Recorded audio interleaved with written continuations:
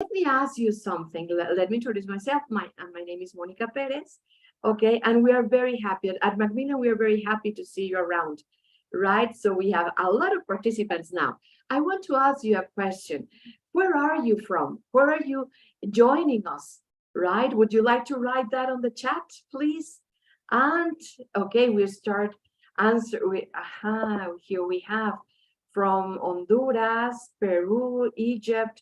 Okay, Mexico, Argentina, Georgia. Okay, teachers, this is great. Your participation is great. I want to ask you another question. We come from different countries, from different places.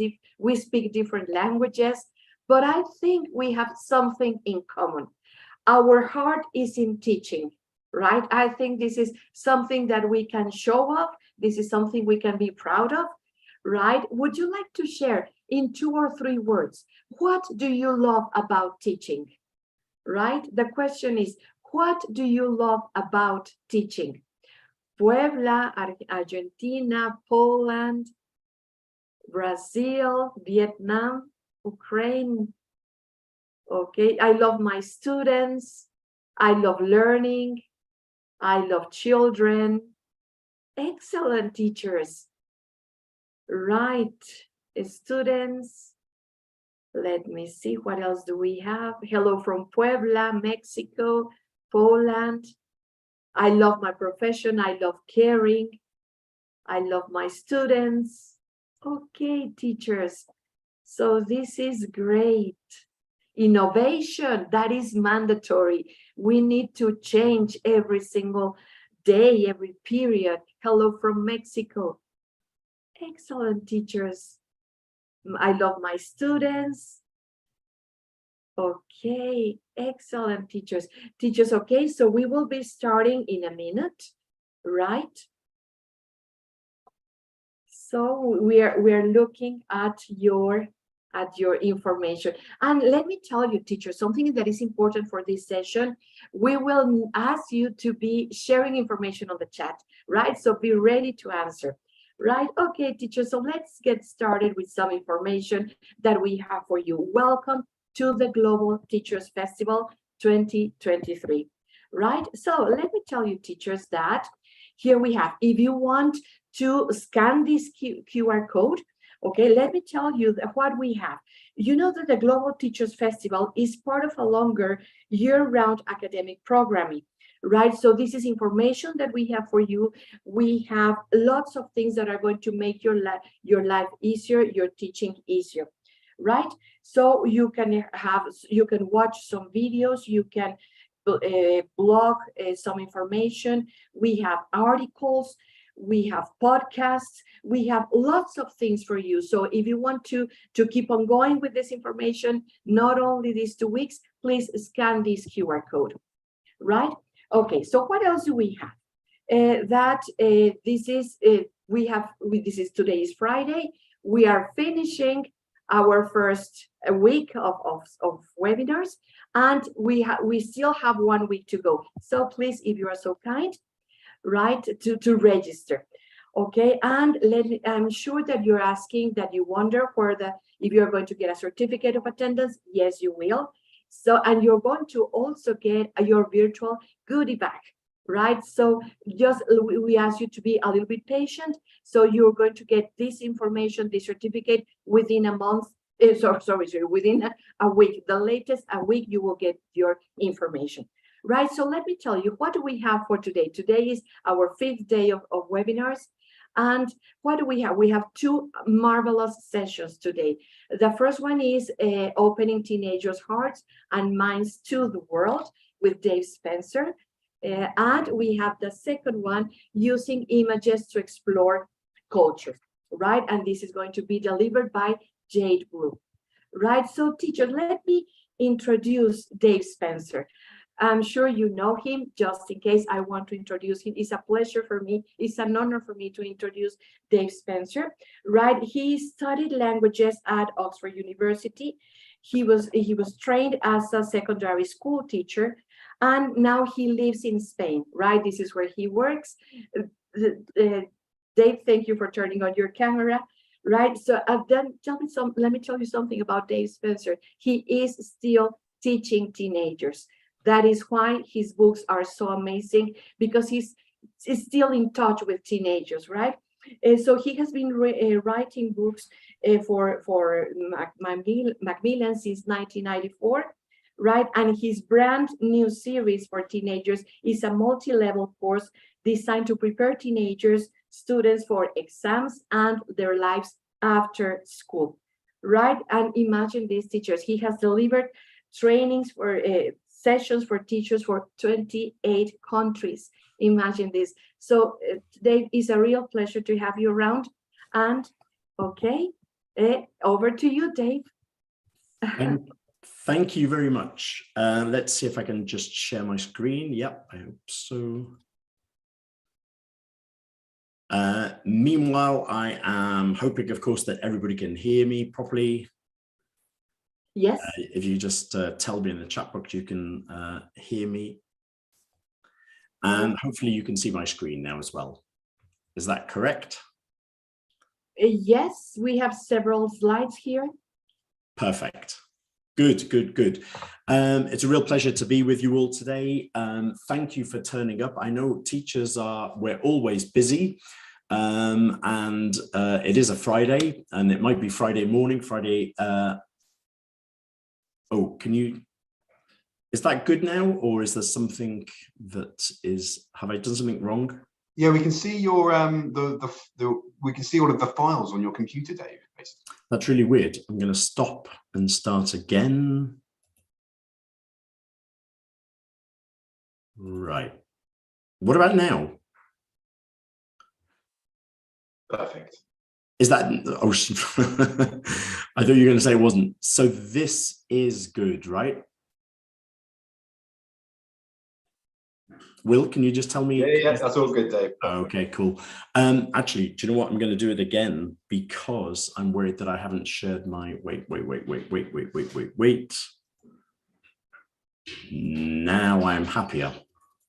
Now that's fine, okay, because I've got sound for video. As I was saying, thank you very much for all of you turning up today. I know that we're all busy, so that's a real, makes us feel incredibly proud that you're following us, especially with so many other events and webinars that you could turn up to. So thank you very much.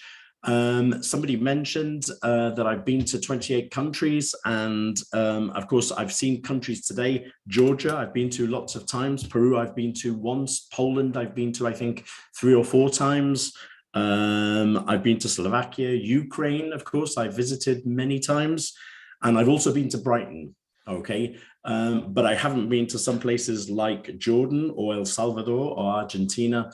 So I hope that one day, Malta I've been to 3 times to give talks, okay? And Moscow, I've been to Moscow many times and have many amazing memories from that too. So thank you all for turning up. Before I begin my talk, I do make a confession. I've got a bit of a cold and I've got a bit of a sore throat. My voice occasionally goes out and hurts a little bit, and I start to cough. And if so, I do apologize, but I hope I'll be fine. Meanwhile, in the chat box, I was going to say, can you please always make nice comments in the chat box, but I can see that you're already doing that, so I don't need to remind you. We're talking today about opening teenagers' hearts and minds to the world. And before we do that, on my way to doing that, I'm going to start by doing a little grammar exercise with you. I'll explain why later, but we've got a little exercise here for reported speech. I'm going to make you work a little bit, okay?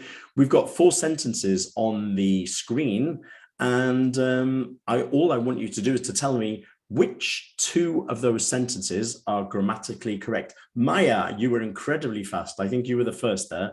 That is so fast. 1 and 4, 1 and 4, 1 and 4. Most of us are saying 1 and 4.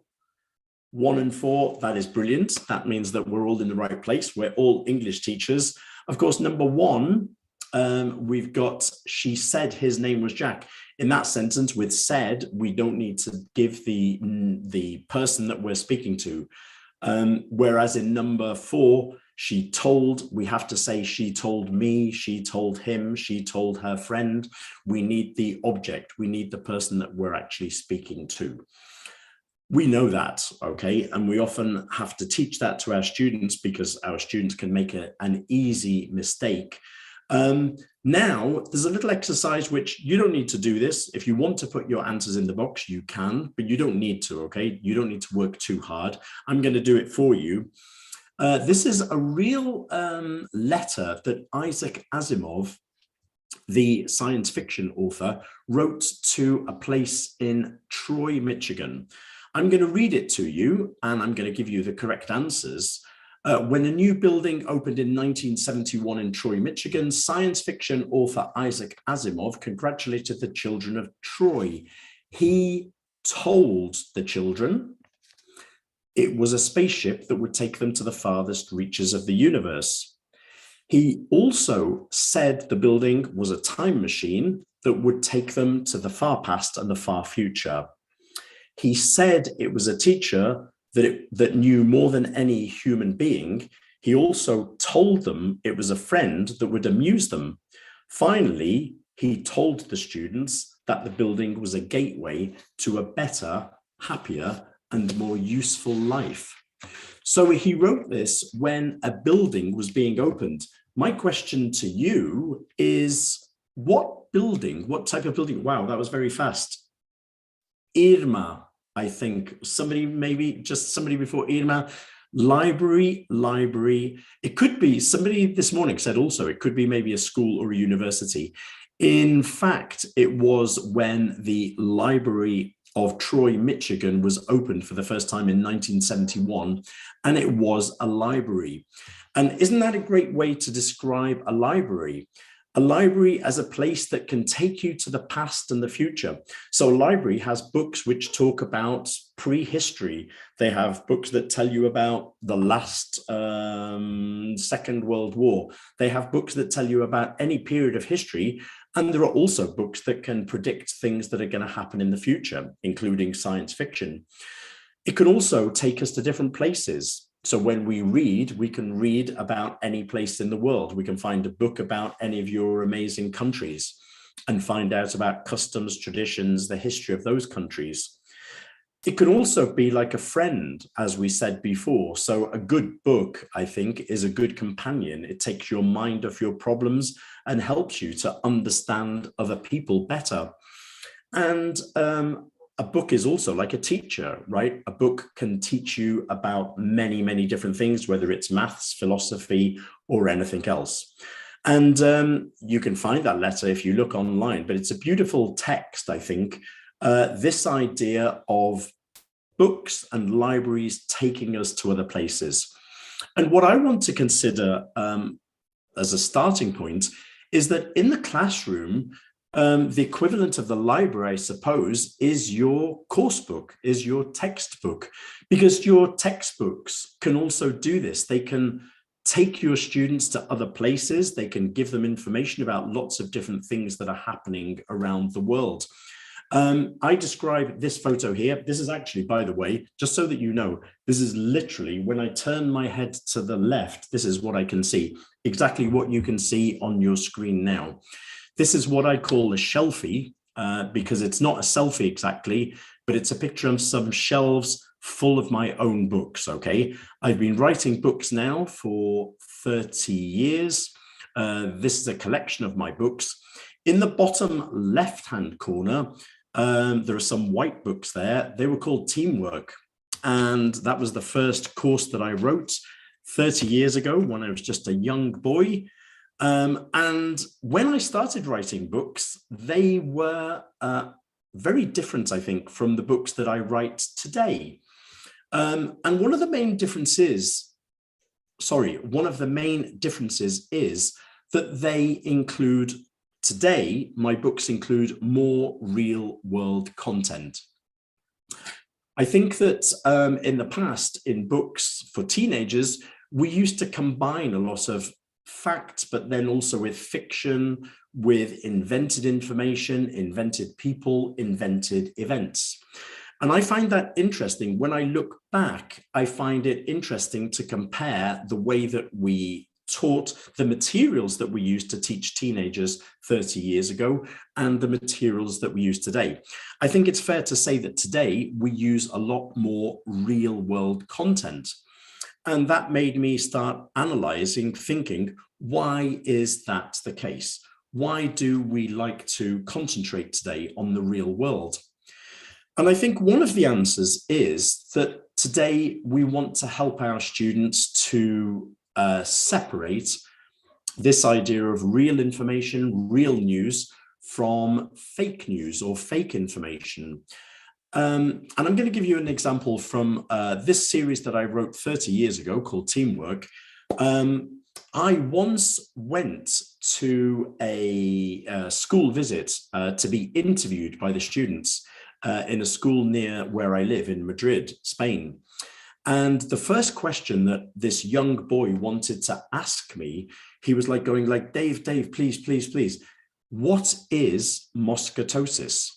And he had looked at this story that we had in our book, and it mentioned this rare illness called mosquitosis. In the chat box, can you tell me, do you think mosquitosis exists or it doesn't exist? Yes or no? What do you reckon? Mosquitosis? No. Okay. Somebody, because they were typing fast, actually said bo. Okay, but that's fair. But I think bo means no. Right. Okay. Thank you very much. That's really interesting because a lot of people are saying no. A lot of people are saying, I don't know. And that is the problem, I think. When I wrote this 30 years ago, we thought it was kind of funny. I teach in Spain. I'm sort of bilingual, English and Spanish. I hope it's not true, actually. Sorry. But mosca means fly in Spanish. And so we thought it was an interesting name for an illness, but we invented it. I don't think it does exist, but if something relatively similar exists, it's totally coincidental. When I wrote it, it didn't exist. And the interesting thing is 30 years ago, students didn't have Google to find out if it was actually really true or not. There was no way that they could know. And I think today, now, when I look back, that's a little bit confusing, okay? Because we have enough information in the world rather than add in extra incorrect, false information. So I think that what we tend to think about today is teaching real world content and also helping students to be able to distinguish when they read something online, what is real and what is fake, which is complicated even for adults. Now, this is a checklist. You don't need to read everything in the checklist, but this is a checklist which helps our students to think about how they can decide if something is probably more real than fake. For example, if they Google the people in the text, will they find out that they really exist? When they look at the source, will they find a reliable source like something like the BBC, or will it be an independent website that somebody that we don't know who it is has just begun? In other words, and by the way, you'll get a PDF of this session, so you can look at this checklist in detail. But what I want to stress is that today we tend to look, I think, with our teenagers at real texts and help them to decide what is real and what is fake. And in that case, in our textbooks, I think it's a good idea if we don't mix up too much deliberate fake information. Another reason why I think we quite like real world content today in our ELT materials is because of this trend that we've had for over 10 years, I think, of CLIL, content and language integrated learning, and English as a medium of instruction. I'm sure we all know at least what CLIL is, but just very quickly to explain, CLIL is the idea that we are teaching something and we're teaching it through English. So, for example, obviously in some schools around the world now, and you can maybe tell me in your chat box if it's true of your country, sometimes people teach history in English. They might teach physical education in English. Obviously, many universities now in different parts of all the world are using English as the medium of instruction. Now, I think simplifying greatly, but simplifying, we could say that two of the advantages of CLIL and EMI, firstly, the students get two for the price of one. What do I mean? Well, I mean that if you're doing history in English, you're learning history and you are learning English. You're doing two things at the same time. And to be honest, when I write my course books, I'm trying to do the same thing. I want my texts to be teaching the students something, not just English. So the content is useful, important, or at the very least, interesting. And that for me is the first, it's the basis, I suppose, of when I'm writing a book. Is it interesting and useful and has some important content? And at the same time, of course, I'm doing this in English. The other thing, and this is a theory which I'm not completely sure that anybody has been able to prove this scientifically, is that when we teach a subject through English, there is an idea that we concentrate on the content and the English comes more easily and more naturally. Now, I'm not completely sure myself if I believe this is true, but I think there's an element of truth that when you're concentrating on the content, maybe the English, you're not thinking about the passive, you're not thinking about the present perfect, but maybe you're using it naturally because of what you are actually studying. So I think that this has influenced the way that we teach, particularly in secondary, over the last 10 years or more. So I think that's, again, why real world content is so useful. So if we're trying to open our students' hearts and minds to the world, then let's use real world content to do it. Another thing that I think we are all aware of today is that we are very interested in the idea of sustainability and global citizenship. And I think we're all aware of this multicolor image now. As teachers, I think we're generally very aware of this. The Sustainable Development Goals. I think that you can see that number 4 is quality education. Quality education involves teaching our younger students about all of these different things, about clean energy, about good health and well-being, about clean water, about climate action. I think that we are using these development goals, sustainable development goals, to actually include content that is useful for our students. So we're teaching our students English, but we're also teaching them extremely relevant content, which could be essential to the future, if you like, of the planet even. One thing that I think is really useful, this is from, if you look at the bottom of the screen, the Gateway to the World Online Teachers Resource Center. We've got information about teaching sustainable development goals and global citizenship. The one thing that I want to draw your attention to here is not all of these different points. You can look at this again when you look at your PDF. What I think is really important is this idea of separating what we teach into knowledge, the green section, attitudes, the red section, and skills, the orange section. Knowledge. So we're teaching our students content about the world. We can teach them about different countries, about different customs, different traditions, different ways of doing things, different events. We can also teach attitudes. So we can get students to think about how they feel about this. I think this is really important. One thing is teaching the content, but what is your attitude to this? Do you feel positively or negatively to this country even, or to these traditions? And I think we need to have these open conversations about how they feel. What is their attitude? We can't maybe necessarily change their attitude easily, but it's good to know what their attitude is. And the third section there, this idea of developing skills. And I think we would all agree that developing creativity, collaboration, communication, critical thinking, as we mentioned before, these are all really powerful things that we need to do with our students. So as I say, when you get a chance to look at this more slowly, have a look at the different points.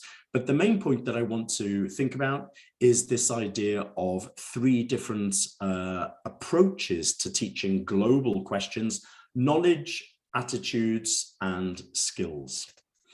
And those three areas are also relevant for this next point, which is intercultural competence.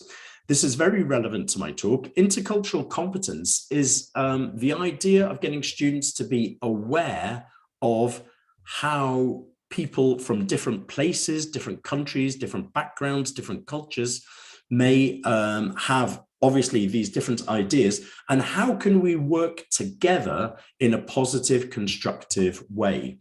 Now, I think that in the world that we live in today, this is something that is going to become more and more important, more and more relevant to the way that we work in our small world. How can we work together constructively?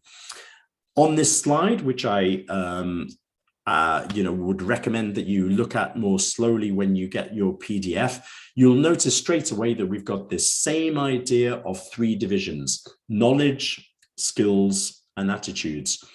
Knowledge, so again, being aware, giving information about different cultures, how they think, what they do. Skills, so things like listening, evaluating, analyzing. And the one thing that I really want to draw your attention to on this slide is the attitudes.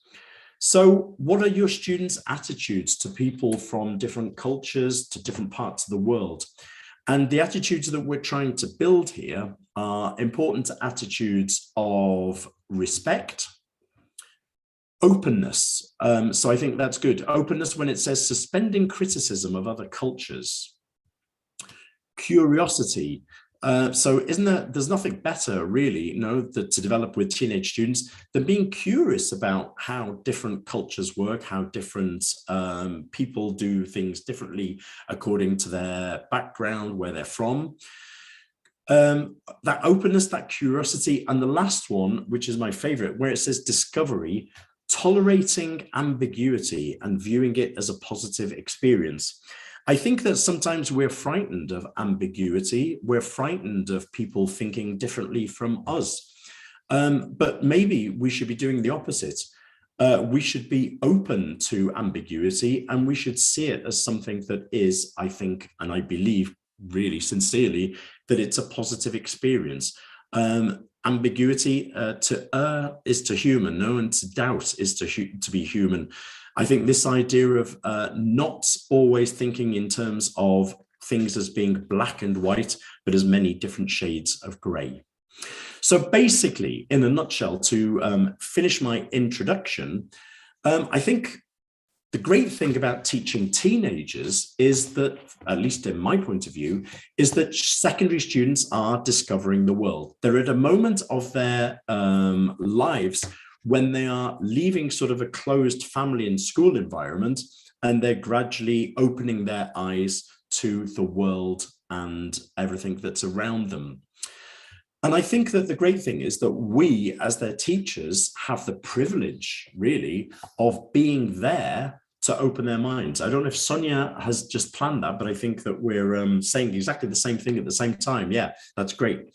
We are their guides. And the materials that we use, the materials that we use are also helping to guide them to seeing this new world. So I think it's important that the materials we use are carefully chosen so that they are creating a positive image there of looking around and seeing the world around them. And what I don't want us to forget at any moment is that we are actually English teachers.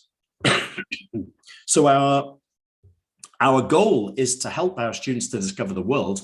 And the great thing that we can do about this is that we also can help them to discover the English language. And so we're doing this, we're getting two for the price of one again. We're being able to introduce our students to the world and at the same time help them to discover English. So let's see how we can do that. The first thing that I want to look at is how we raise awareness of the richness of the world around us. Personally, I love this image. Jade is going to do a great talk about using images in the classroom afterwards. This is a beautiful image, and it's this holy festival, which interestingly was once a very localized event and now has like crossed many barriers and borders and is something that I think is celebrated in different parts of the world. And this unit, this section of the unit from Gateway to the World A2 is looking about how travel, so when we travel, we can really broaden our mind. And travel, just can help you to open your mind to other cultures. Now, of course, many of your students might not be able to travel, but of course, there are other different ways that you can learn about different cultures. In the chat box, while I'm talking, you might want to tell me which of these methods you really like. But there are the different ways of learning about different cultures. One thing we can do is reading books, like I said at the beginning of the session. We can watch films, and many films can give us an insight into how different cultures think, how they work, what are their traditions. Of course, we can try to make friends with people from another community, which is great if that's possible for you. We can listen to world music, and we can try to learn another language. And what I think is really interesting is when we teach English, in many ways, we're also broadening our students' minds to different ways of thinking. A lot of you are saying that you like all of them. Some of you like some more than others, 2, 3, 4, 2, 3, great. I've got another question for you for the chat box. What other methods of learning about different cultures can you think of? Is there anything that's not on my list? I think there are many things that are not on my list. But with travel, okay, so travel, we've kind of mentioned travel, but yes.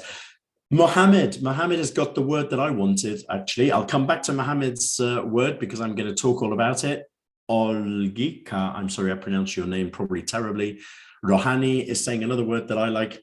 Actually, yeah, so empathy is a nice thing too. We'll come back to empathy, I think, at the end of the session. Online friends, okay, that's a nice idea too. Project is a great idea, and I'll also mention that. Okay, well, many of you, I think Mohammed was the first one to say it, but food is a great way to learn about different cultures, right? This is a text from Gateway to the World A2, and it's all about food around the world. I'm not expecting you to read my text. I'm just going to tell you a little bit about it. There are two very interesting things about it. One is that it suggests that in the modern world, in the richer countries, if you like, teenagers, for example, tend to eat the same types of food, whether it's pizza or chips or hamburgers. They've kind of sort of like become like international food. Another thing, which is almost the opposite, is that a study by Cambridge University discovered that 9 out of 10 countries with a very good diet were actually in Africa. I think that's a great thing for my students in Spain to learn and to know about and to analyze and maybe investigate more. But I think we can learn a lot about the way that we eat in different countries, and food is really an essential part of any culture. And one, I think, that brings people around the world together because we generally like good food. Well, basically, I like good food, okay? Now, I'm going to go in a tangent and I'm going to come back again. But this text in particular makes me think about a new way of thinking about your course book. And it's a word that begins with G and finishes in Y. It's not gateway because, right, it's not gateway, and it's not geography, but geography is a great way, actually. And I'm gonna try and create a talk about geography as a way of thinking about your course book.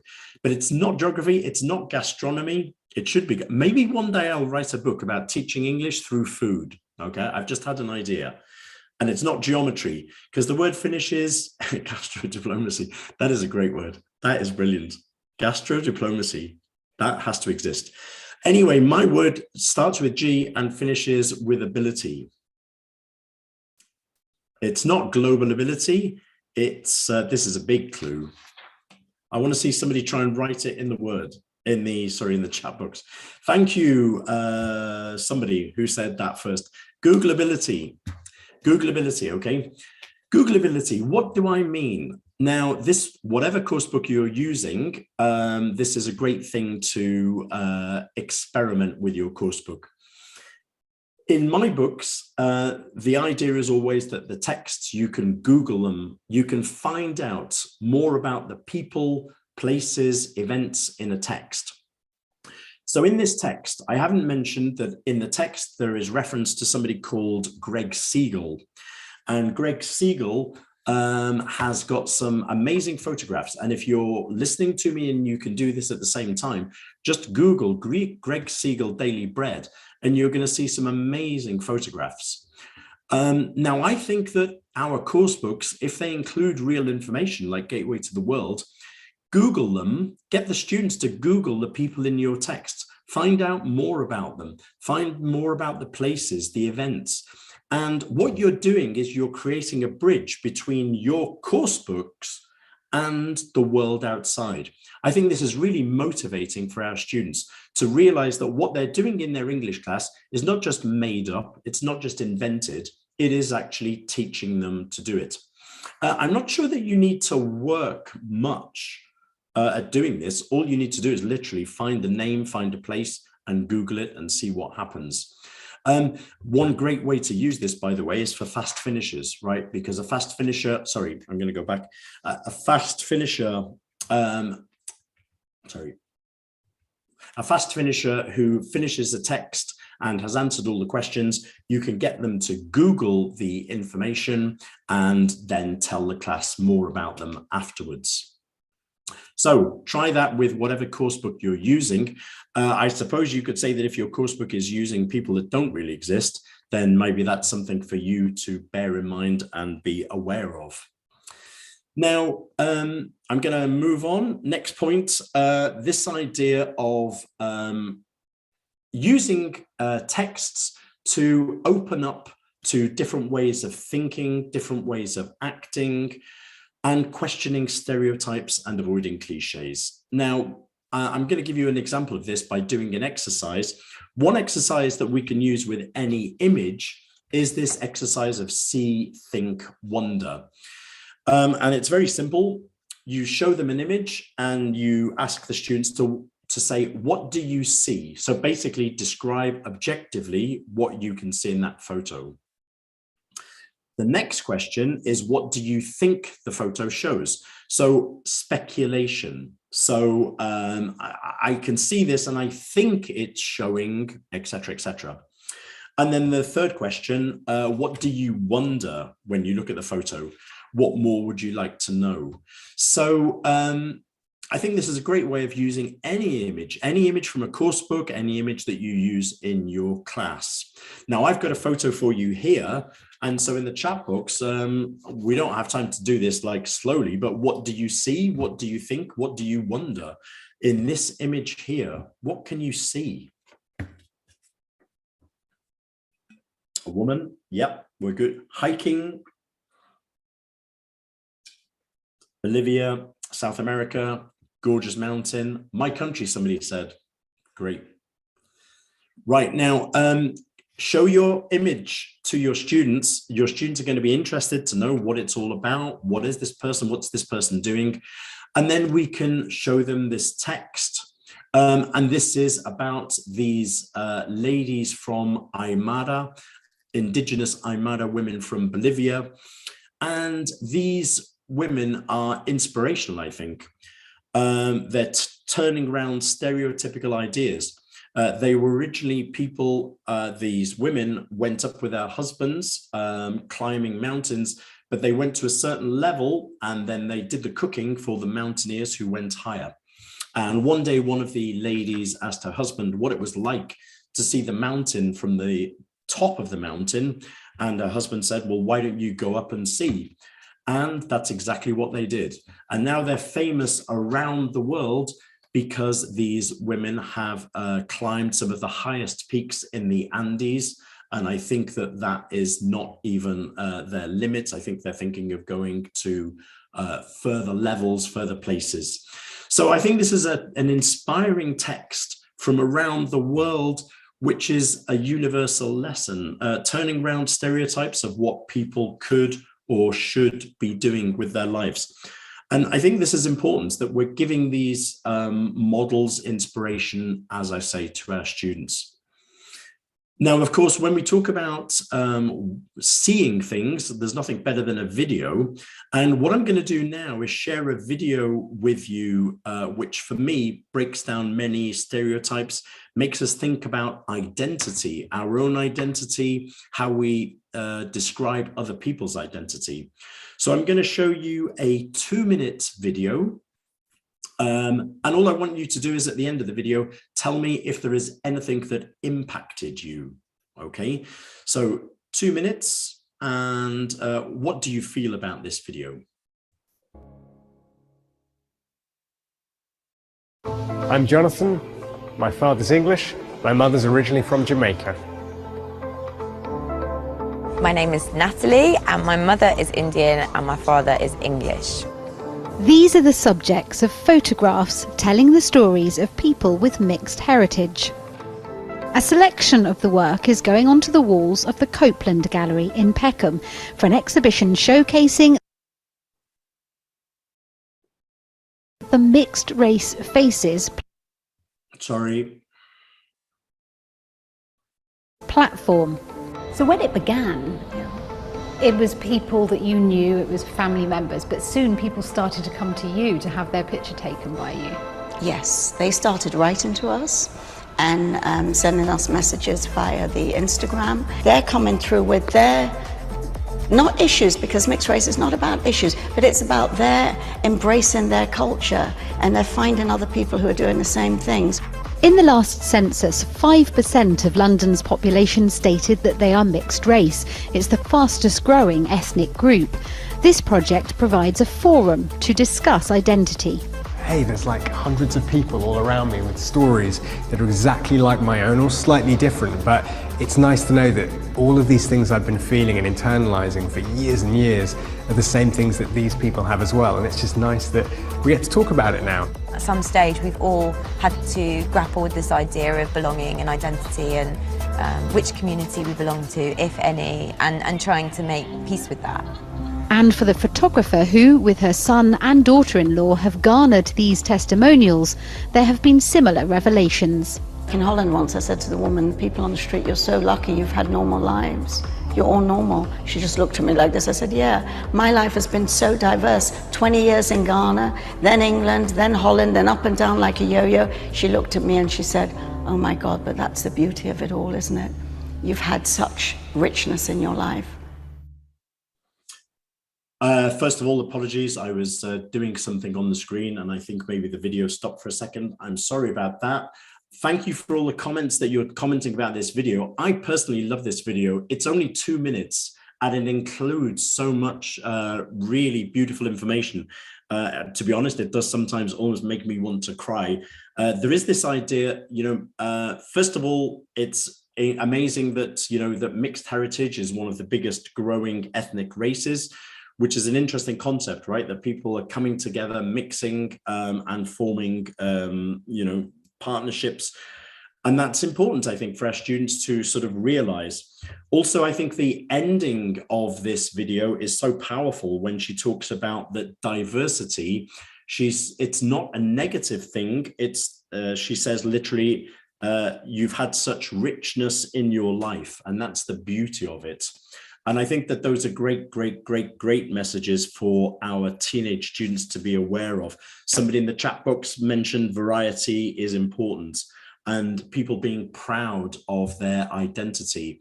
And that's what we want our students to be proud of their own identity and also to be accepting of people from other backgrounds. So a really powerful video, I think.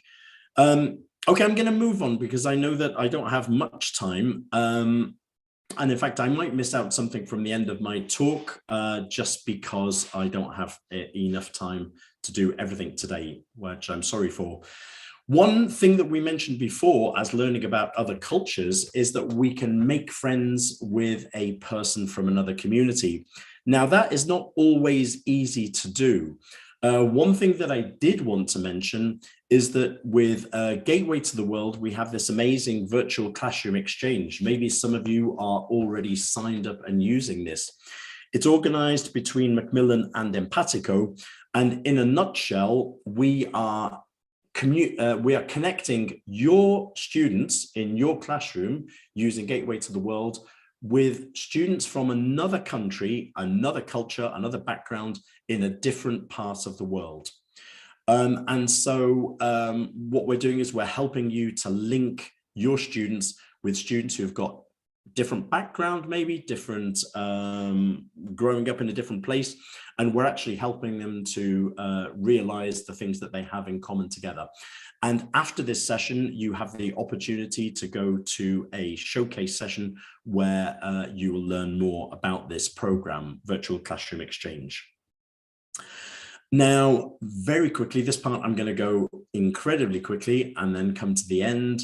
I think that one personal opinion of mine, which you are free to disagree with, is that if you tell students what to think, teenage students what to think, I think they often rebel against us. And I think that that's one thing that I've learned from teaching teenagers for over 30 years is that what we should be doing is not telling students what to think. We should be encouraging them to think for themselves. And we might always not like what they think, but if we need to develop that idea of a thinking routine with our students. There are two simple ideas that I want to share with you. One is think, question, explore. You can use this with any video in any book or any listening or any video. So 3 stages. What do you think you know about the topic? So it could be the question of mixed heritage. What do you think you know about this topic? The next question, what questions do you have about mixed heritage? What would you like to know? And the third stage is explore the text, explore the video. Does it answer your questions? And if not, can you try to explore other sources? So this is a very simple technique that you can use with any text, particularly about information about somewhere in the world. What do you think? What questions do you have? And now go and explore. Great way to encourage our students then to go and find more information. And another one which encourages students to be open to changing their minds is this idea of I used to think and now I think. Okay, so whenever we read a text, we're going to read a text about fast fashion. And at the end of the text, you ask, okay, what did you used to think about this topic? What do you think now? Has your mind changed in any way? Maybe it has, maybe it hasn't. As I say, we're not preaching. You can't tell somebody what to think, but you can help them to develop their thinking.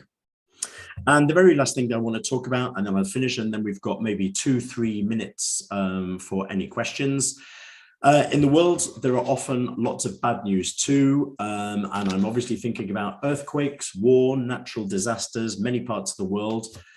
Of course, bad news can really affect sometimes teenage students in an emotional way. So here I just wanted to share some ideas about good advice for teenagers who are upset by bad news. Can anybody guess what the word is in number 1? How can talk? Thank you, Svetlana. Talk about it. Number 2, bad news is often in the news because it is relatively what? Bad news is relatively rare. Thank you, Thin. I'm not sure if I pronounced your name correctly, but it's relatively rare. Remember that it's totally to feel upset by bad news. Normal, natural, exactly. If you feel the need, ask questions. And it says there is no such thing as a question. What do you think that is? Exactly, Victoria, stupid question. And find out if there is any idea about Positive. Thank you, Amalia. Yes. Find out if there's any positive action you can take to help. And number 6, do something that I'm going to tell you, it's do something that you enjoy to take your mind off it. So I think if we're talking about bad news, we're talking about learning about the world, we have to accept that sometimes there's lots of bad things that do happen in the world. But I think that this advice, which you'll get on your PDF, could be useful to share with your students. I finished my talk. My voice is still here, more or less. Maybe you've got a few questions before. Hello, Monica. How are you? Hi, Dave. Fine. I'm amazed with this marvelous talk. I'm sure that each one of us is taking a little bit of your experience with them. Keywords such as knowledge, attitude, skills, something that I loved, that we as teachers, we have the privilege to open their eyes to the world. I just love that one. Thank you, Dave. And yes, we do have some questions. Here we have one, and let me see. How can we develop autonomous study skills on school leavers? So we're talking, I imagine, then about students who are sort of like in the last years of education, sort of like, well, I think it's a great age actually to be teaching autonomous learning, because of course those students are very soon going to go to university where they won't have a teacher telling them what to do, and they'll need to learn on their own. So I think that any of the study skills that we often teach to our teenage students, such as even actually the Google ability, sort of finding more information on your own to learn more about a topic. The idea of simply getting students to organize their study time, how much time they need to revise for exams, etc. I would say, I mean, if you're using Gateway, we have lots of these suggestions about different ways of encouraging students to, develop that capability of learning on their own, the best way to study vocabulary before an exam, etc., etc. So yeah, I think there are lots of techniques. Okay, perfect. Thank you, Dave. And here we have another one. Now that you are talking about real life content, is it a good idea to have teenagers read some articles or pieces of news from the original newspapers? They seem to have a higher level. I think that's a really good point. Yes. I mean, in a course book, what we try to do, particularly at lower levels, is we try and, we take real things and we make them accessible to lower levels. I think when your students are beginning to get mid-intermediate to higher intermediate, B1+, I personally would encourage my students to go and find an interesting story, something that interests them. Now, of course, there will be vocabulary in particular that they won't know. You can get them to look at a few key words. I think if it becomes laborious that the students have to spend, 2 hours reading an authentic text, then it's not very useful. If they can get the gist, the main core information from a text in 10, 15 minutes, then it's worthwhile. It also has the advantage, again, that, I could imagine asking my students, go and find something in the news on an English speaking website that interests you, and come back and tell the class about it. They don't need to understand everything, right? They just need to understand the core information. So I think it's a great idea personally. Oh, okay, perfect. And so just the last question about this one, that there's a teacher who has 2 students who want to learn English, but they don't want to take classes as the classes by themselves, as a structured class, because they haven't learned what they want. How can you tell them that they want to learn, but they don't want to take classes? They want to learn, but they don't want to take class.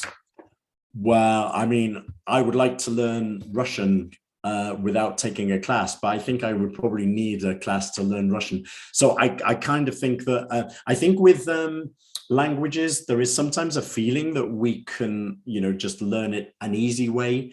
And I don't think there is an easy way to learn a language. And I think that if you're lucky enough, for example, if I wanted to learn, let's say, Portuguese, if I went to Portugal, I would learn it maybe easily with trial and error, but there would be a lot of error.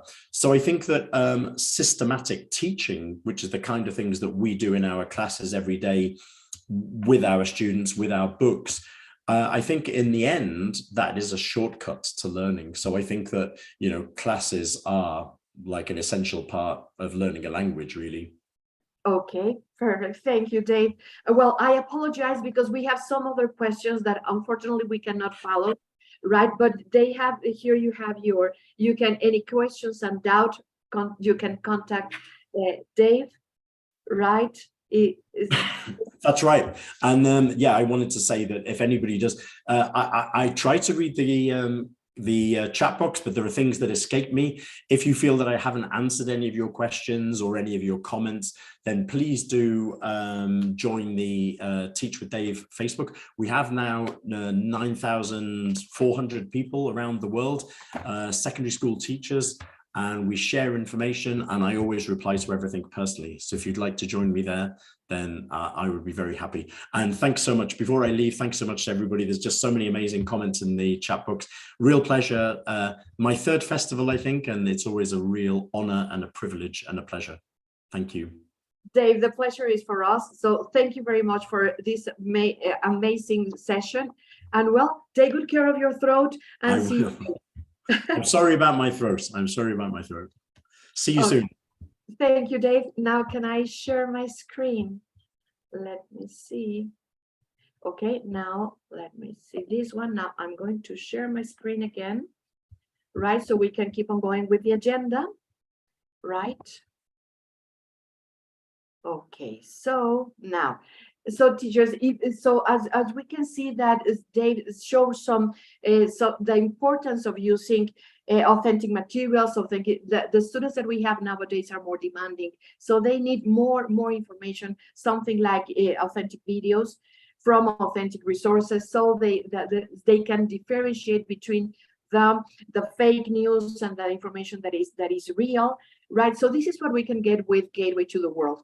That Gateway to the World has amazing features that are very helpful for us as teachers and for us to teach students, right? Some of the two features that we can highlight are the virtual classroom exchange that Dave has just mentioned, that the students can get in touch with students all over the world through their teachers, through an online session. Right, we have the section also that is called Great Learners, Great Thinkers, where we are helping students to develop emotional intelligence and critical thinking skills. You know that emotional intelligence was important before the pandemic era. After the pandemic era, is more than relevant, is more than important that we know how to deal with this, right? So if you want to go deeper to this information, right here you can discover more at macmillanenglish.com/gateway to the world. Okay, so let's continue with our agenda, teachers.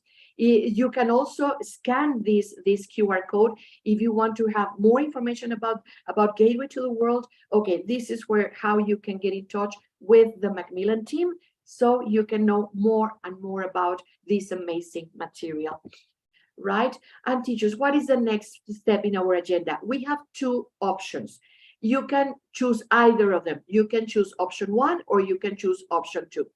Option 1 is that we are going to stay here. You don't have to look for another link. You just stay here, wait for a moment, and we are going to keep on working with using images to explore culture with our next exponent presenter, who is Jade Blue. You will love her. Or you can have option 2. Option 2 is that if you want to click, we have included a new link on the chat box. If you want to check the chat box, a new link is there. So if you want to go to option 2 to know more about Gateway to the World, okay, you can click on the link, right? So just reviewing, if you want to see using images to explore the world, remain here. You don't have to click on anything else. If you want option 2, click on Gateway to the World. Right? Okay, so let's wait for a moment for you to make the choice what you want, option 1 or option 2.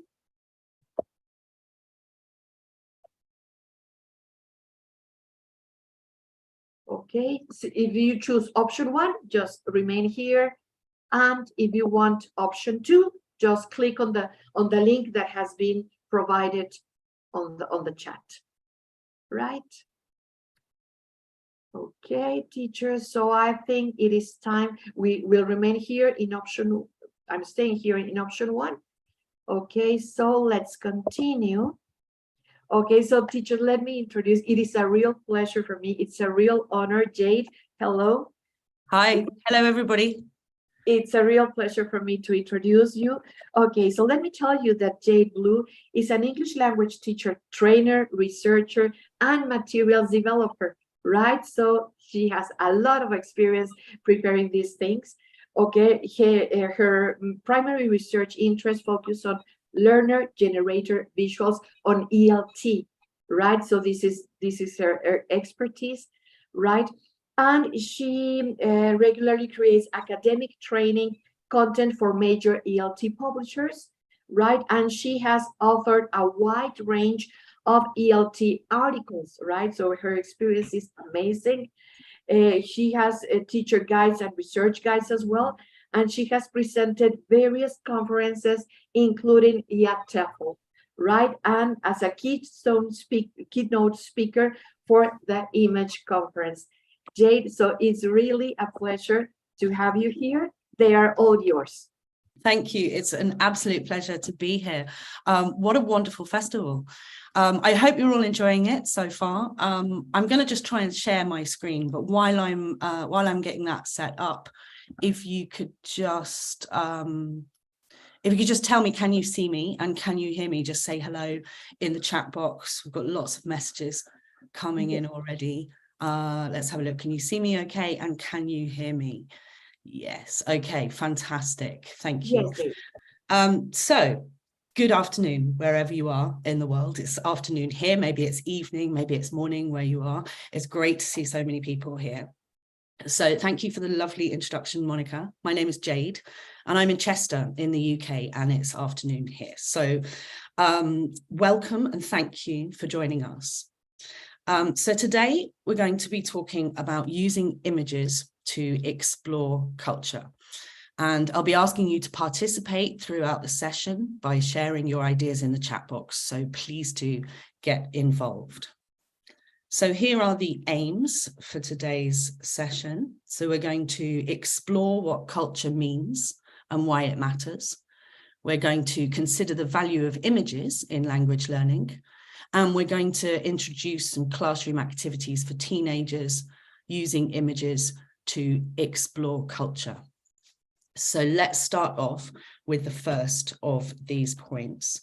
So on your screen, you should see, if everything's going well, a big blue screen. Can you see that? With a QR code in the top left-hand corner. Yeah, fantastic. So you can scan that QR code with your camera, with your phone camera, or if you haven't got your phone, if you're just on the computer, you can go to the website slido.com and it will ask you to enter a code. And the code is on the screen here. It's 1639807. So the question here on the Slido is, what words come to mind when you think about the word culture? And we've got some people typing already. We've got someone's written richness. So the code there is just to access the right Slido. So the answers for the questions are about what do you think of when you think about the word culture? And I can see that people are typing in the chat box as well. That's great. So lots of things coming up. And the biggest word you can see on the screen at the moment is diversity. That means the most number of people who are participating have written diversity. You can go back, you can write as many words as you like. So we've got some fantastic stuff here. So we've got identity. That's really important, really interesting. So lifestyles, paintings, art, intercultural learning, customs, mindsets. That's nice. Music, and of course, food. Traditions coming up pretty big there as well. Intercultural, yet good and bad. Richness, empathy. Glad to see that's there. So some of you have been listening to Dave's session. You've obviously picked up some things from there, which is great. Lovely. Okay, it's nice to see that moving. It's nice to get an idea of what your understanding of culture is. So I'm going to stop that poll for the moment, and I'm going to show you a couple of definitions. So thank you for sharing your ideas. So the first definition that I think gives a fairly thorough explanation is from UNESCO, the United Nations Educational, Scientific and Cultural Organization. And they describe culture as this. I'll give you a moment just to read that.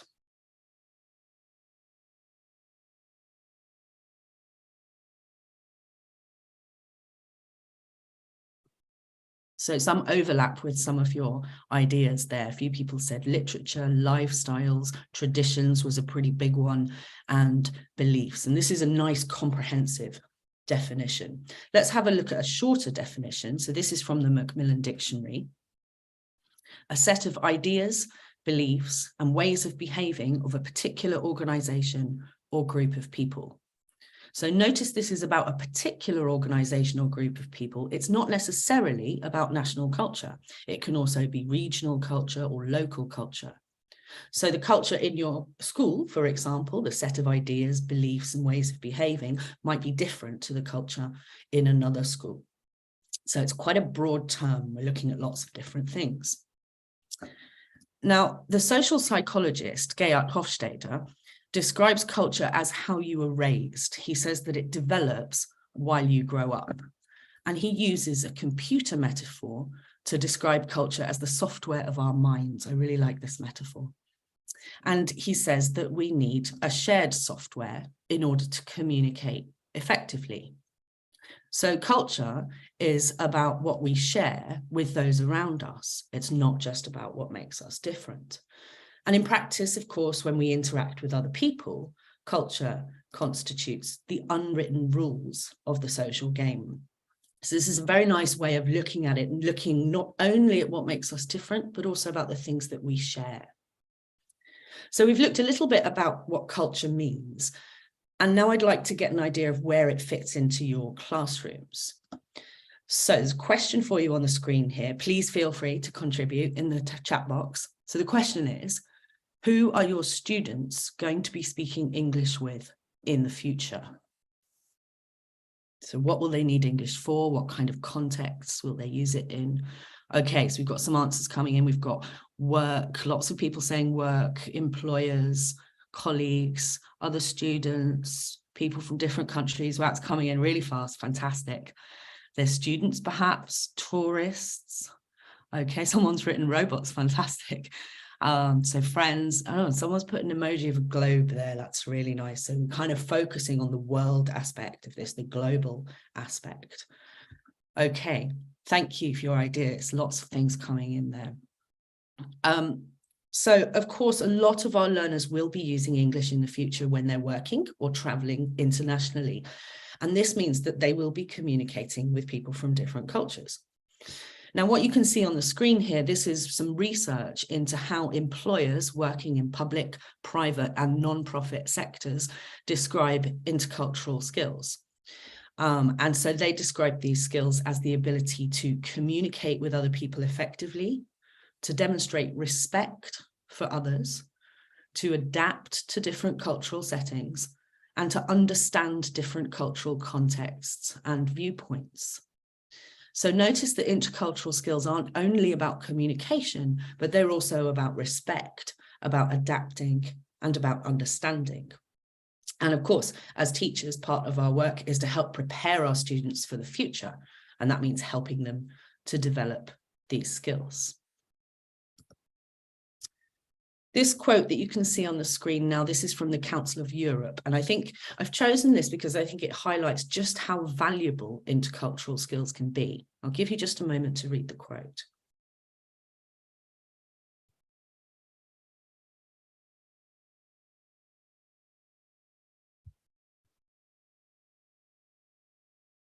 And what I like about this particularly is this line, it's a means for learning about each other and from one another.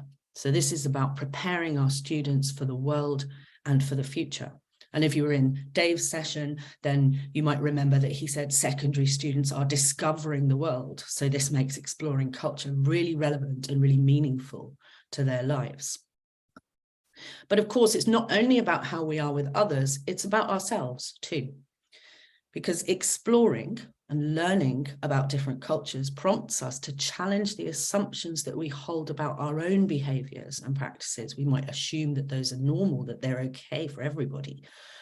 So this encourages personal growth, and as lots of you have pointed out, it helps us to develop empathy. So we've looked at what culture means and why it's important, but of course this session is about images too. So let's turn our attention to thinking about images, and we'll start off with a question. So we're going to put a poll, will come up on your screen in a moment, and the question is, how often do you explore still images in your classroom? So you should be able to vote. There are 3 options. You can choose frequently, sometimes, or never. So hopefully that poll will be showing on your screen. Now, I can't see it on my screen. That might just be a technical thing, but I can see lots of you putting answers in the chat box. So lots of people are saying A, frequently. We've got a few people saying B.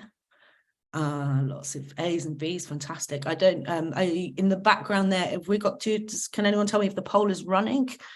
Not able to see it on my screen, but let's have a look at the results of that. Are we able to see the results of the poll?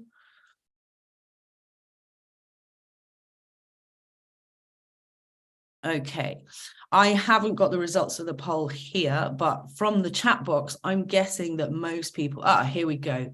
Okay, so it's just the question that's come up now, but I'm going to guess that most people have chosen A and B, because that's what most of you are saying in the chat box. So thank you for contributing there. And now for those of you that said frequently or sometimes, that said A or B, why do you explore images with your learners? You must see some value in using images. So what is that value? How do images support learning in your classroom? Let's get your ideas in the chat box. Okay, so we've got Simon saying visual memory. That's really important. Yeah, being able to remember. We've got critical thinking, saving times, nice. Visualization, it's going really fast here, some fantastic stuff. So we've got exploring, letting students explore, imagination, motivating, absolutely. Okay, so you've obviously got a good understanding of how visuals can support learning. Thank you for your contribution, some lovely stuff there. Now, what we know is that imagery plays a really central role in the way that humans make sense of the world. The human brain has evolved to learn and to develop in multisensory environments, and as such, all of our brain functions are interconnected. And neuroscience has confirmed the dominant role of visualization in human cognition. Now, half of the nerve fibers in our brains are linked to our vision. And when our eyes are open, vision accounts for 2/3 of electrical activity in the brain. So because of that, instruction, teaching is most effective and most memorable when it engages multiple senses, which means that as soon as we bring imagery into learning, we're increasing the potential for our students to engage with, to understand, to process, and to remember information. So lots of overlap there with your ideas. So images enable us to bring the real world into the classroom. They make learning more interesting and more context-based, and they allow information to be stored in the brain in visual form as well as in linguistic form. Now, in 1969, so this is more than 50 years ago, a chap called Rudolf Arnheim, he was a writer, theorist, and psychologist. He said something which I think is still very true today, which is, unless the stuff of the senses remains present, the mind has nothing to think with. And so for me, this is about creating different routes into comprehension and different routes into learning and into engagement and into memory. So we've had a look at what culture means and why it matters. And we've had a look at how visuals can support learning. Now let's have a look at how we can bring these two things together in the classroom. So I'm going to share some activities with you. We're going to have a look at 6 different activities. And some of these I will talk you through. And some of them I will ask you to try out and to share your ideas in the chat box. Now, with each of these activities, you can source images yourself. You can bring stuff from home, stuff that you found online, or you can use images from the course book, which is what I've done here. These images are all from Gateway to the World. Or you can get students to find their own images and to bring those into the classroom. So let's start with the first of these activities. So this activity is called Perspectives. So have a look at the picture on your screen here. This picture was taken in Siam Square in Bangkok, in Thailand. And I'd like you to think about what adjectives would you use to describe the people in the image. So just share your ideas with us in the chat box. So we've got lots of people saying happy, fantastic. They do look really happy, don't they? Looks like lots of fun. We've got cheerful, excited, young, yeah, alive, nice, curious, smiling, friendly, teenagers, okay, energetic, lovely, okay. And a couple of people are sort of starting to describe what they can see in the image as well. Girls choosing clothes, maybe shopping. So let me bring us to the next question, which is, what do you think might be important to the people in the image? What do you think might matter to them? Just give us your ideas in the chat box. I'm just going to mute myself for a moment while I have a little cough, because like Dave, I have a cold, so excuse me for a second. Okay, I'm back with you. So we've got shopping, lots of shopping, friendship, fashion, style, having fun, laughing, looking good, so appearance. So the things that might be important to the people in this image based on what you can see. And now your final question with this picture: what aspects of culture could you use this image to explore with your students? What aspects of culture? Okay, so we've got fashion. How is fashion different in different cultures? We've got friendship, Donatella saying traveling abroad, lots of people saying fashion and school, lovely. What women wear, okay, so some gender explorations there as well. Hanging out, how do people spend their free time in different cultures? Social life, after school. Great. Okay, so you came up with the same ideas that I did. So I thought shopping habits would be a good one, friendships, of course, and social groups, and maybe after school activities, because it looks like they're wearing the same uniform. And Elena's written tradition in wearing clothes as well, so that's quite interesting.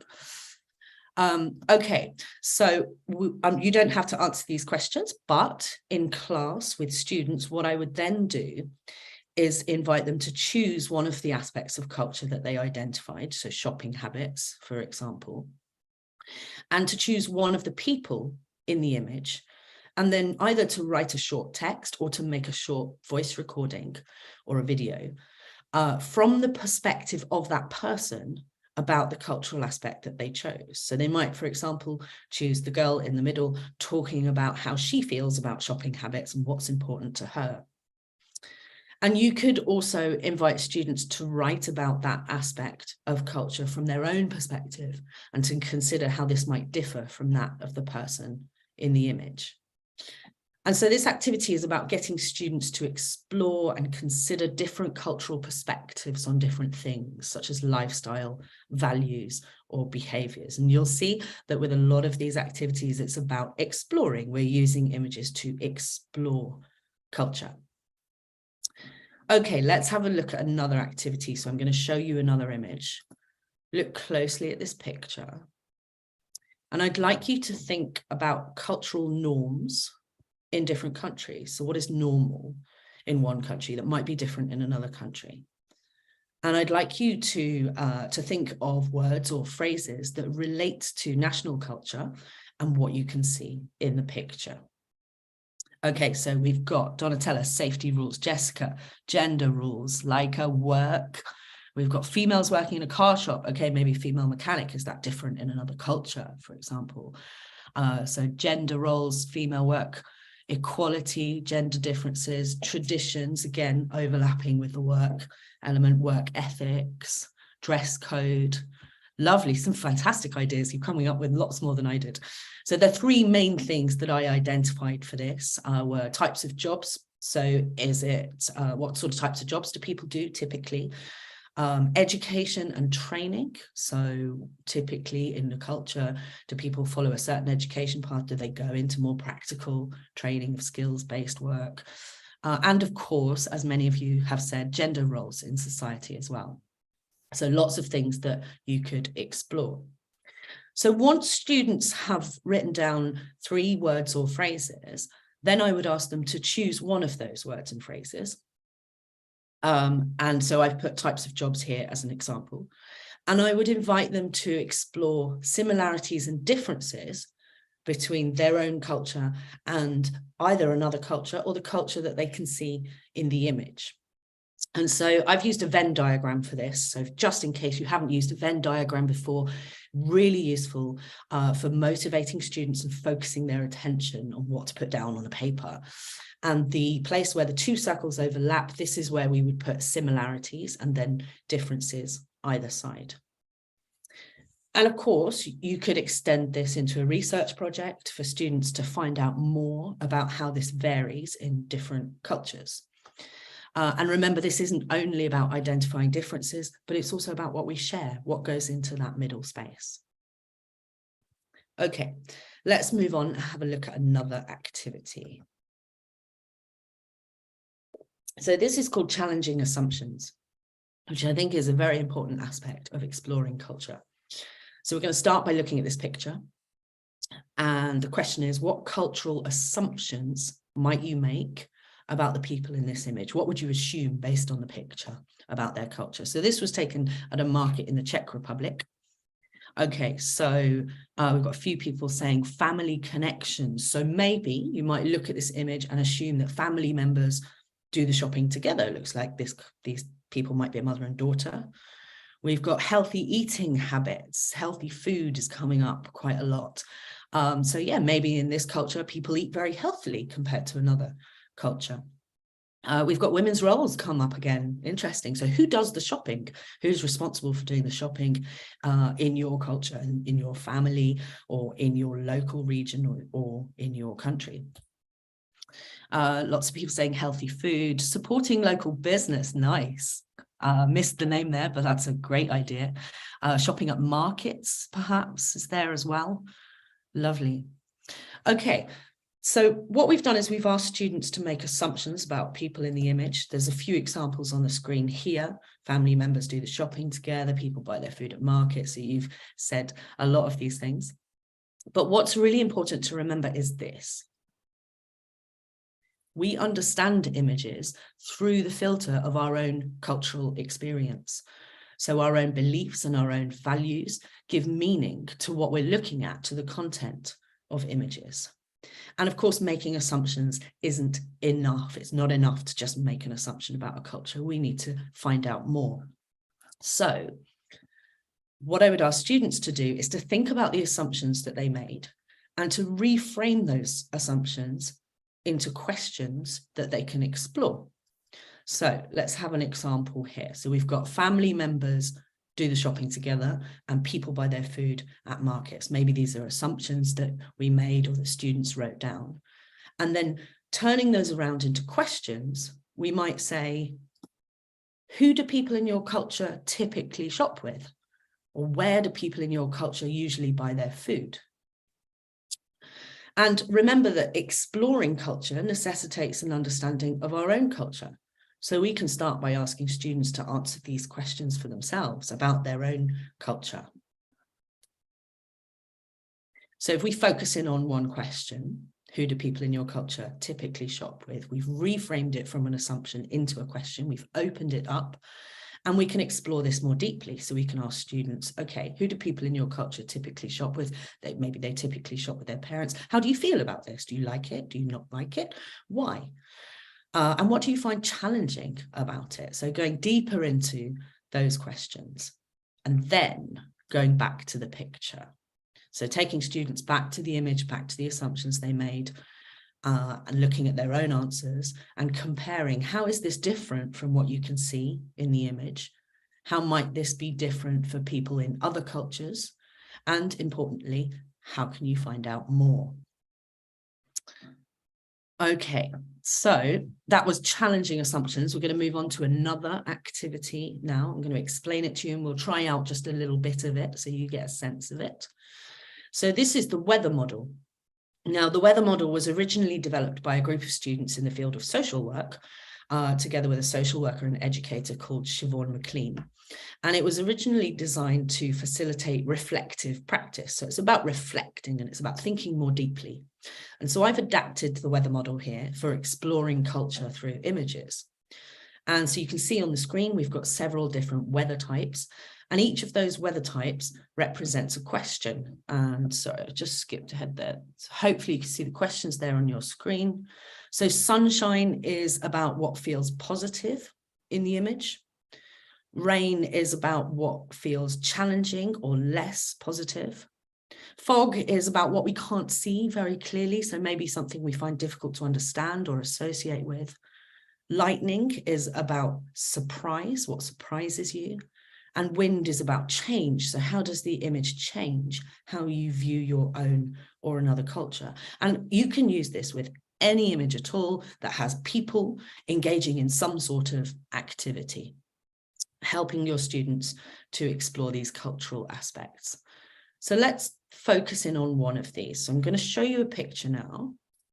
You had a little sneak preview a minute ago. So here's the picture, and we're going to concentrate on lightning.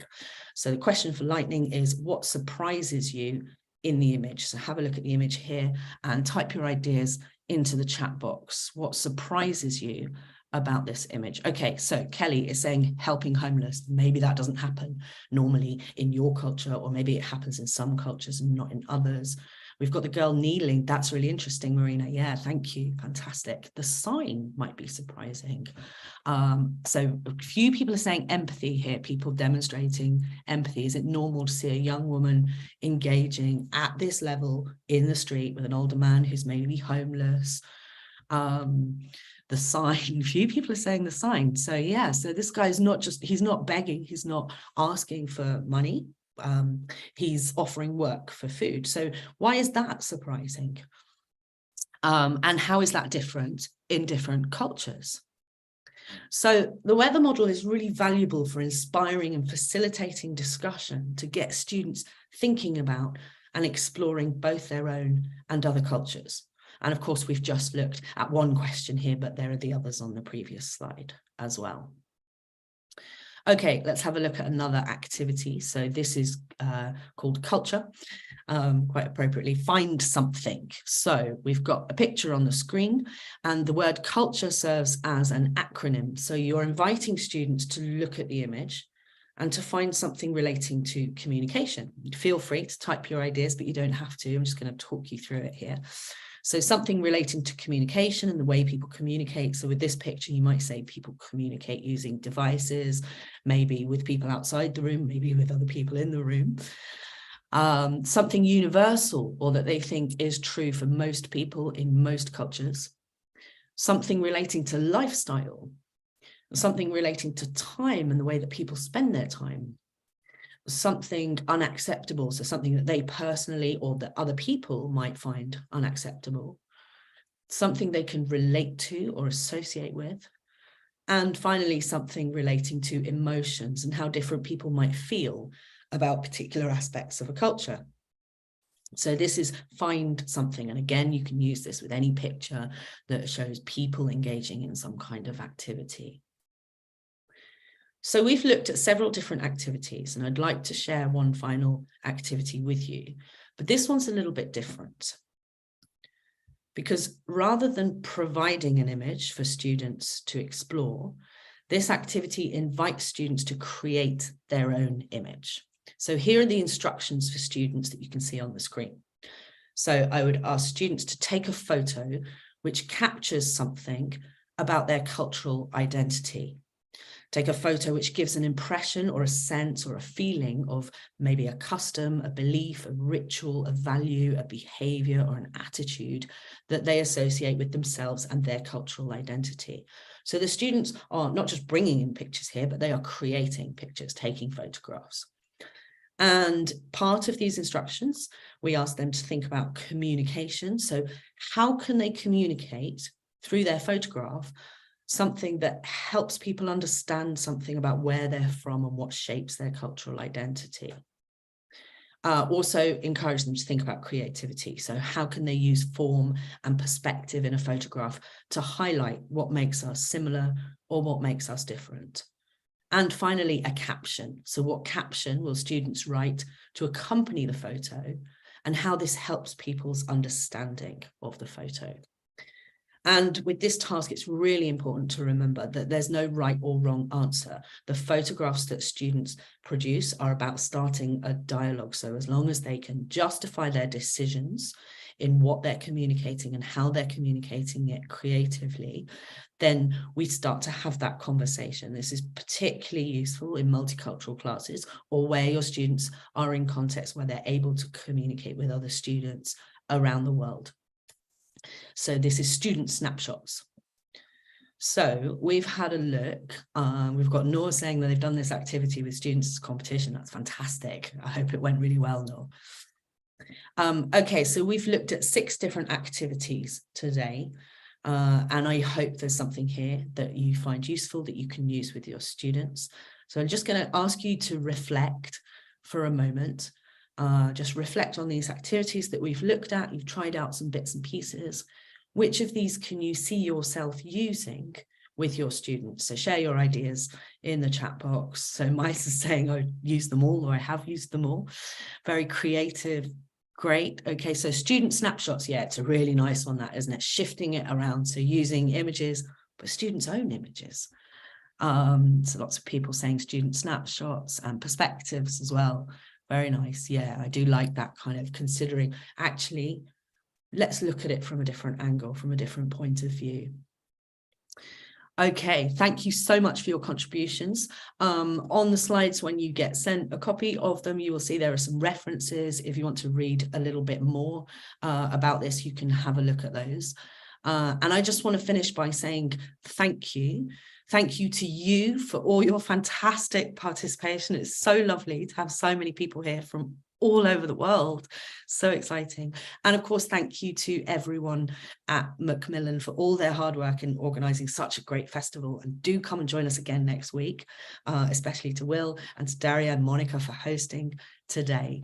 So I'm going to bring Monica back in now. Are you there with us, Monica? Hi. Yes, here I am. Jade, what a fantastic session you presented. Creativity, culture.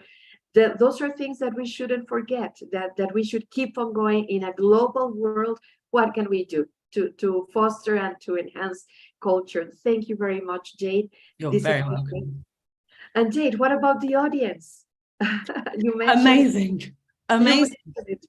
Just lovely. I was in Dave's session earlier, and I was so excited by how many people were here from all over the world that I actually started writing a list of countries, and I just couldn't finish it. There were too many. It's just, yeah, what a great audience participating so much. Thank you, everybody. Yes, thank you. And let me see, we have some questions here. Yes, here we have a question for you, Jade. Here we have. Can Jade elaborate how she uses the weather model? I didn't quite get it. Your microphone, Jade, please. Thank you. Yeah, sorry, I just muted myself while I needed to cough again. I'm just going to go back to that slide. So the weather model it's a set of questions that you can use to, I mean, originally it was to reflect on something, but for this, it's about exploring images. So it's using those questions to prompt discussion. So your students might see an image, and you could either give them all of those questions, or you could give them 1 or 2 of those questions. Like this one here, we focused on this one with any image, as long as it's got people in some sort of activity there, just to reflect and explore that image. So what surprises you? Why does it surprise you? What is it about your culture that makes that aspect of the image surprise you? Is that the same in other cultures? Is that the same in this image? Why? Why might that be different? How might people feel about that? So this is about inspiring discussion and facilitating discussion to get students thinking about and exploring their own and other cultures. So hopefully that answers the question there. Perfect. Thank you, Jane. Here we have another one. Thank you. That I work in a school where students come very humble and vulnerable and violent backgrounds. And they usually say that they do not find the English language useful at all. So apart from having a practical use of English for communication, can we use all these tips, activities, and ideas you are providing us in order to sparkle students' emotions? Gisela, that's a lovely question. Thank you. That's really, yes, absolutely, you can. I mean, the thing about using visuals is they're not just a great way into discussion and dialogue and exploring, but they are also engaging and they're motivating, because if you're working with students that, as you say, they're coming from vulnerable, maybe violent backgrounds, they're already dealing with a lot of challenging things, and coming into a school context where there's so much pressure on them and so much expectation that it's not surprising that it's difficult for them to engage, especially in another language. But the more routes, the more avenues that we can create into their engagement, the better. So my advice to you, Gisela, would be variety, and images are fantastic for that. So bringing in images, bringing in videos, bringing in different things that are likely to help them engage emotionally. And to, as you say, to spark their emotions, because if they can make some kind of personal connection with the material, and with a lot of these images they can, because you're asking them questions about themselves and their own lives, they can make a personal connection, then they're invested and it's more interesting for them. So they're more likely to want to participate in that. Okay, perfect. Thank you, Jade. And here we have another one. Do you use these activities only with multicultural classes, or can we use them with local students? Yeah, okay. Thank you, Audrey. No, not only with multicultural classes. Of course, you can use these with local students as well. And you will have noticed that a lot of the activities go on to a kind of research area where students are, so they're asking questions, particularly that assumptions one. We make assumptions about an image and then we say, okay, well, how can we find out? And that's really important. So you might set a research project for students to focus on a specific aspect of culture and a specific culture, place, maybe a national culture. But also, if you have the opportunity to connect your students with other students around the world, then that's really valuable as well. I know that's something that Dave talked about in the last session, and Monica, you talked about that a little bit with the virtual classroom exchange as well. So to answer your question, Audrey, no, you can use these in non-multicultural classes, in classes that all have the same first language as well. Absolutely. Okay, and I think this is the last one we have. Jade, as regards with perspective taking skills, I have noticed that intercultural empathy is promoted within a safe topics framework. Shouldn't we as educators expose students to all the controversial visual argumentation through non-safe topics? Let me just read that again, Ahmed. Perspective taking skills. Yeah, interesting question. Thank you for asking that. I think it very much depends on the context, because if you're using visuals that are maybe controversial, what impact is that going to have on your students? So if it's going to alienate them and make them disengage from learning, then that's not helpful, that's not valuable. But that will vary in different contexts, and exploring, I mean, for example, we had a look at, let me just find that image again. If you remember the young lady, it was the weather model, wasn't it? Talking to a guy who's maybe homeless, that might be really controversial in some cultures. That doesn't mean that we shouldn't explore it, but it does mean that we should be careful and we should be tactful, because the most important thing is not to alienate our students. So you asked the question, should we use controversial visual argumentation through non-safe topics? Depends on the context. And I think what's important to remember here is that we are not, as teachers and educators, we have a responsibility to equip our students with the skills that they need to flourish in life. But we are not telling them what to think. we are helping them to explore and find out what they think, and to think about that critically and evaluate it and maybe reconsider some things. But we are not preaching to them. We're not saying this is what you have to think is right and wrong. That's really important. So thank you for your question, Ahmed. Thank you, Jade. What a beautiful term you used, to flourish in life. Yeah. Okay, Jade, this has been an amazing session. Thank you very much for sharing this beautiful information with us. And well, thank you very much. Thank you, Jade. And well, now let's give them just a little bit of, okay, let me see. Okay, so for the great audience we have had, you have been asking about the certificates. Please give us something like about a week, within a week. You might get the certificates within 1, 2, 3 days, within a week. Okay, give us a week, please. And one more thing, please don't forget to check your spam. Maybe the information has been sent to the spam, so be careful with that one, right? And don't forget to get your bag of goodies, right? And teachers, remember this, we have finished our first week. We still have one more week to go. So what do we have on Monday the 20th? We have motivation begins with how we feel. We have with Chas Pogles, and the passage of adulthood with Alicia Gadaska, right? And this is the whole program. So if you are joining us through LinkedIn or through Facebook, don't forget to join us. Yes, to register, and we shall be very happy. You have been a great audience, so we shall be more than happy to see you back again next week. Right? Okay, so teachers, thank you for attending. Thank you for being such a great audience, and see you on Monday. Thank you. Bye-bye.